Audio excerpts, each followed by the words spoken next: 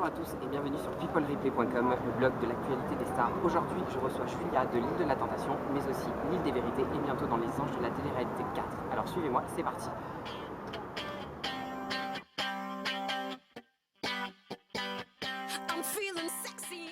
Je vous l'avais promis, Julia est là à côté de moi. Bonjour Julia. Bonjour Jean-Luc. Donc on t'a découvert dans l'île de la Tentation sur TF1. On t'a apprécié dans l'île des Vérités sur Énergie 12. En 2011, oui. Et là, on te retrouve dans Les Anges 4 à Hawaï. Hawaï. Waouh, qu'est-ce que t'es bronzée, dis donc, tu reviens de vacances? Tu vois, on est rentré il y a une semaine, alors je suis un peu dégoûtée parce qu'on perd, mais on perd vite le bronzage. Tu m'étonnes. Donc, comme je le disais auparavant, on t'a découvert dans l'île de la Tentation. Oui, il y a longtemps. Que peux-tu nous dire de cette expérience et qu'est-ce qu'elle t'a apporté? Comment s'est passé le premier casting? On m'a découvert dans un bar. C'est un casteur qui est venu me proposer de passer le casting. J'ai accepté, j'avais 19 ans à l'époque, je me suis dit c'est une bonne expérience. En plus c'est un bête de voyage, on va pas se plaindre de ça. Et à l'époque ma meilleure amie avait été aussi castée, donc on est partis toutes les deux sous les tropiques dans la mer du Caraïbe, on était au Mexique. Moi c'était plus une expérience pour les vacances parce que finalement ça m'a rien apporté au niveau professionnel ou quoi. À part avoir une image de tentatrice, ça rapporte rien. D'accord. Et donc, actuellement, tu es chef de rang au Six Seven, le célèbre club parisien.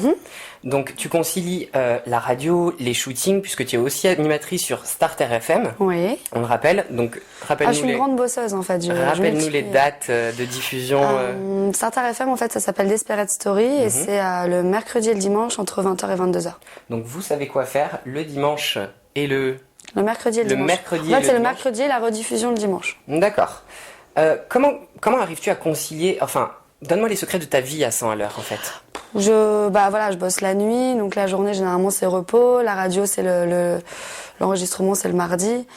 Les shootings, c'est un peu de temps en temps. J'aime pas rester à rien faire, donc j'aime bien pouvoir multiplier, on va dire, aller dans différents domaines, voilà.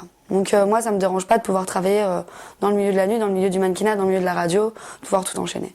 Et justement, que retiens-tu de toutes ces expériences, aussi diverses soient-elles? Moi, ce que je veux vraiment faire, c'est de la radio, de la télé, animée. C'est plus le domaine qui m'intéresse. Maintenant, il faut bien gagner sa vie, donc c'est pour ça qu'on multiplie les petits boulots à côté, dont les émissions de télé. D'accord. Et on rappelle qu'on a l'exclusivité justement sur cette première interview, puisque tu reviens à peine d'Hawaï, et que c'est très gentil de nous faire honneur, en tout cas, d'inaugurer ce nouveau bloc. Merci, je t'en prie. On t'en remercie encore. Donc, tout le monde a pu le remarquer, tu es une très jolie fille, tu ne passes pas inaperçue. Côté cœur, ça se passe comment en ce moment? Ah, c'est compliqué. On va dire que je suis mi-célibataire, En fait, je vois quelqu'un, mais on n'est pas encore fixé. D'accord, donc tu nous en diras pas plus. Voilà. D'accord. Tu nous avais dévoilé il y a quelque temps sur Facebook, sur Twitter, que ta love story avec Kevin Miranda, donc on le rappelle, ex-candidat de l'IM. Qu'en est-il actuellement? On s'est séparés en janvier, suite lui il partait pour faire Hollywood Girl, moi je partais pour Les Anges, on savait qu'on n'allait pas se voir pendant 4-5 mois. Donc on a décidé de tout stopper et de vivre nos aventures chacun de notre côté. Mais vous êtes quand même restés amis? On est restés en très bons termes, ouais. D'accord. Donc on va enchaîner maintenant sur ton aventure dans Les Anges de la télé-réalité 4. Comment as-tu intégré le casting? C'est Stéphane Joffre, le directeur des programmes d'Énergie 12, qui m'avait repéré donc dans l'île des Vérités et qui m'a proposé de participer au casting. D'accord. Donc, on vous rappelle que ça commence le lundi 16 avril sur Énergie 12 à 17h45. Voilà, j'ai retenu la leçon. Et que vous retrouverez Amélie, Sofiane, Myriam Abel, Marie et Geoffrey de Secret Story, Anthony et Catherine de Koh Lanta, Aurélie, Bruno de la Nouvelle Star, Nabila de L'amour est aveugle et Mohamed qui sera le nouvel ange anonyme. Donc à découvrir dès lundi. De tous ceux que je viens de citer, de qui as-tu été le plus proche? Qui t'a aidé à vivre ton aventure en fait? Dès le départ, en fait, j'étais super proche d'Anthony, qui a été un peu comme mon grand frère dans l'aventure. Et puis, je me suis découvert pas mal aussi de points communs avec Geoffrey. Donc, ça a été vraiment les deux personnes avec qui j'ai le plus déliré dans l'aventure. D'accord. Et au contraire, avec qui tu as eu un peu plus de mal? Avec qui c'est moins bien passé? Je dirais la personne avec qui ça s'est moins bien passé, plutôt vers la fin de l'aventure, donc avec Marie. D'accord. Ouais. Donc juste Marie, sinon tout le monde... Après bon, il y a... Non, parce que généralement je m'entendais un peu avec tout le monde, même si j'avais pas des grandes affinités. Mais on va dire le clash le plus important que j'ai pu avoir dans cette émission, ça a été avec Marie. D'accord, ben justement Marie, on a entendu beaucoup de rumeurs sur Facebook, sur Twitter, comme quoi elle aurait quitté l'aventure. Alors est-ce que toi tu as des news un peu croustillantes à nous dire en exclusivité? Je peux pas dire grand chose. Maintenant, tout le monde a pu voir qu'elle était rentrée plus tôt que les autres. Donc voilà, c'est un peu aussi, on verra, mais c'est un peu dû à certains clashs de la fin. Elle n'a pas vraiment supporté, elle n'a pas vraiment bien vécu, on va dire, son aventure. Donc elle a décidé de partir plus tôt. Et tu nous as dit qu'il y avait 3 mots qui résumaient cette saison. Oui, il y a 3 mots. Il y a amour, trahison et amitié. Et amitié. Ça promet. Enfin, je pense que ça promet une belle saison. Ouais. Toi, tu l'as vécu. Ah donc oui, tu le sais. oh oui. Donc tu as pu le voir, je porte le t-shirt de l'association Juste un cœur. Donc Exact. association que vous avez défendue sur les anges de la télé-réalité 4. Parle-nous un peu de ce projet. Donc en fait, c'est une association qu'Aurélie nous a fait découvrir. Elle nous a apporté des t-shirts avec. Donc je sais qu'il y a différentes couleurs. Je ne savais pas la signification des couleurs. On m'a dit qu'il y avait une signification pour chaque couleur. Voilà, il y en a 4. Il y a le rouge pour les maladies cardiaques, le bleu pour la vie, le vert pour la défense de la nature et le orange pour la protection des animaux. Bien, bah voilà, moi j'avais le vert, donc pour la nature. Et donc on l'a tous porté le dernier jour, c'était vraiment notre dernier moment. D'ailleurs je crois que l'émission se clôture tous avec ce t-shirt. Parce qu'on a fait les dernières images où on est devant un coucher de soleil, on dit au revoir à Hawaï.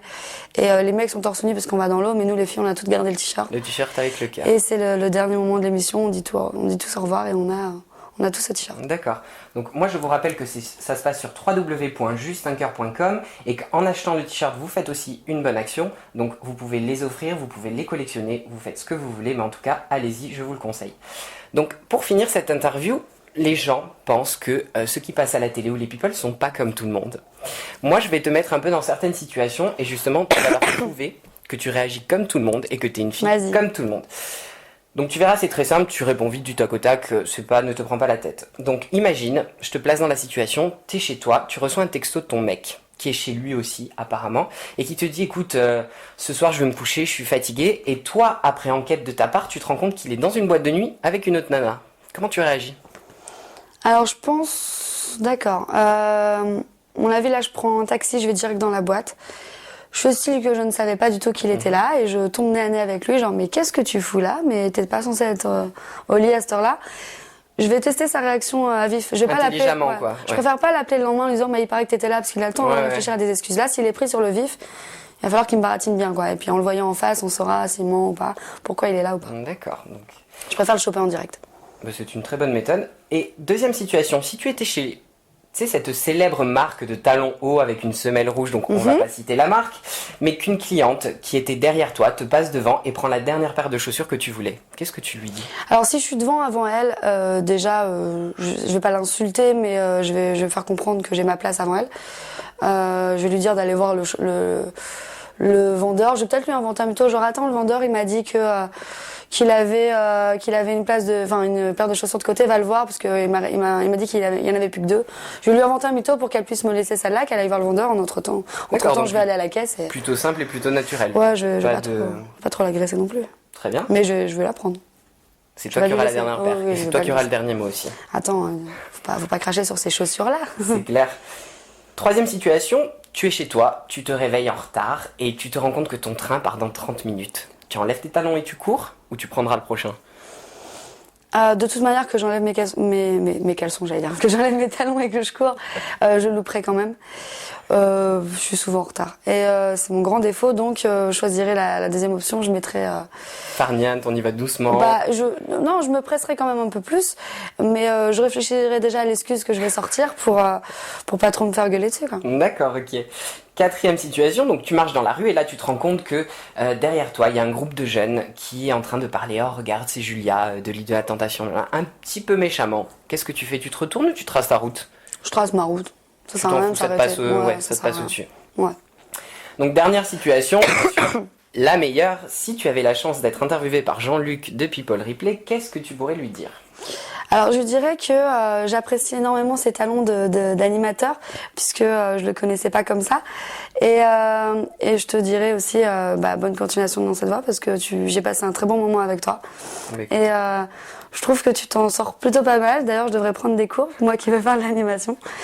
Et merci beaucoup et j'espère qu'on en aura d'autres. Mais bien sûr, on en aura d'autres de l'actualité, t'en auras et puis on te souhaite que le meilleur. Tu vas pas m'oublier quand même. Mais non, je t'oublierai pas. Attends, j'inaugure ton blog quand même. Bah oui, t'inaugures mon blog. Merci, en tout cas merci ma belle d'avoir inauguré ce nouvel espace. Je pense que t'as un petit mot à faire passer à certains qui nous Oui. regardent. Oui, bien sûr, je vais en profiter puisque je suis là. Je fais un gros bisou à Caroline, à Cathy, à Stéphanie, à Nora. C'est des personnes en fait qui me suivent depuis l'île de la Tentation, qui sont là depuis le début pour moi. Il y en a d'autres, hein, je les embrasse tous. J'embrasse aussi mes sœurs, ma famille. On va pas passer par tout le monde.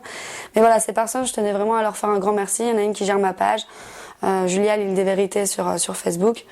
Je pense que tu as mes coordonnées aussi, Facebook. C'est ça, justement, je pensais que tu allais prendre la parole pour moi. Donc, je vous rappelle que Julia a un Twitter et que si vous voulez suivre sa vie déjantée, c'est @JuliaFlaba. Donc, ça, c'est pour Twitter. Sur Twitter. Et sur Facebook, c'est le même nom, c'est Julia Flaba, vous le tapez. Flaba, F-L-A-B-A-T. F-L-A-B-A-T, de toute façon, ça sera renseigné sur l'interview, il y aura son nom. Je pense qu'on remettra les coordonnées. Sur ce, je vous dis à très vite pour une nouvelle interview sur People Replay. On a passé un très bon moment avec Julia. Il y en aura d'autres, j'en suis sûr. En tout cas, si vous avez des questions à poser au prochain People, c'est sur la rubrique Contact. Je vous fais plein de gros bisous et à très vite. Salut!